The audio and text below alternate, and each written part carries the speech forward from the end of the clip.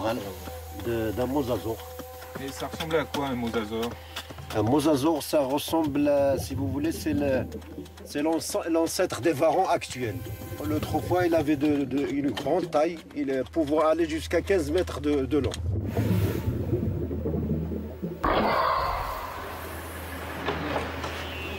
Adam a fini la tournée de ses grossistes à travers tout le Maroc. Il est rentré à Rabat, où se trouve son bureau et ses laboratoires. Regarde Assou, ça c'est un poisson que j'ai ramené de Midel. Il est vraiment en très bon état, il n'y a que sa queue qui a été restaurée. Je ne suis pas très content de leur travail de gravure. Il faut le refaire en trouvant l'original dans des livres ou sur Internet. Là, on a un ammonite du Tyronien, c'est la même période que le poisson là, mais il vient d'une autre région, c'est Goulmima, c'est à côté de Rachidia. Elle est très bien préparée, très bien préservée, il n'y a rien, il n'y a pas de restauration. Là, on a un étoile de mer de l'âge ordovicien, c'est ordovicien, 450 millions d'années, qui vient de la région d'Erfoud. Alors là, on a un trilobite pas préparé. Et Assou, il va terminer la préparation pour qu'on sorte un trilobite préparé après.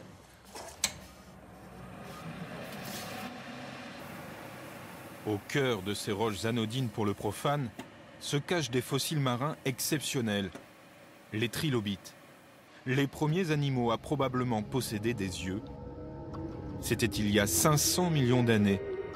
À l'époque, il n'y avait qu'un seul continent, le Gondwana.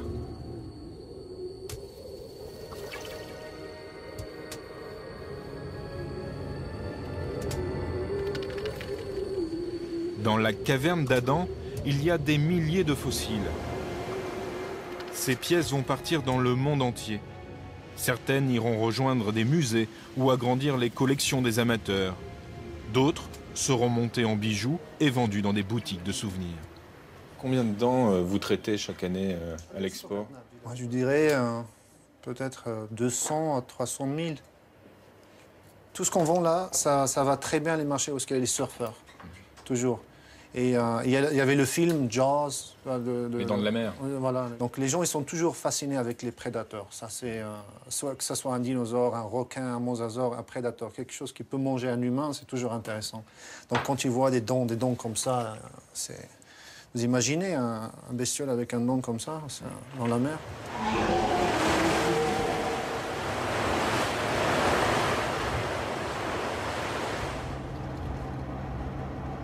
Mes parents, ils sont venus dans les années 70. Ils sont restés ici, ils se sont convertis en islam. Ils étaient dans un voyage pour la spiritualité, chercher la spiritualité. Et on est resté ici, ils sont restés ici au Maroc et on est tous nés ici au Maroc. Moi et mes frères, on est 5 frères et sœurs. Adam nous emmène dans un autre de ses laboratoires, à la périphérie de Rabat.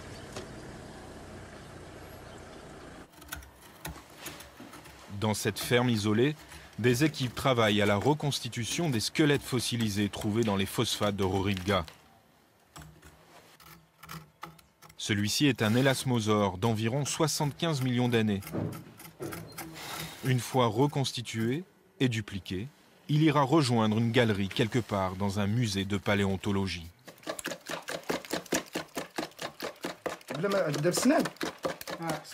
Beaucoup de patience et de plastinine plus tard, la tête de l'élasmosaure vient compléter le reste de son corps.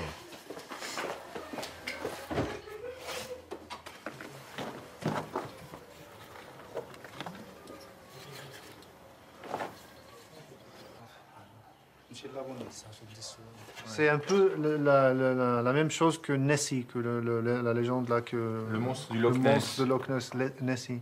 Et celui-là, en plus, il a eu une pathologie ici.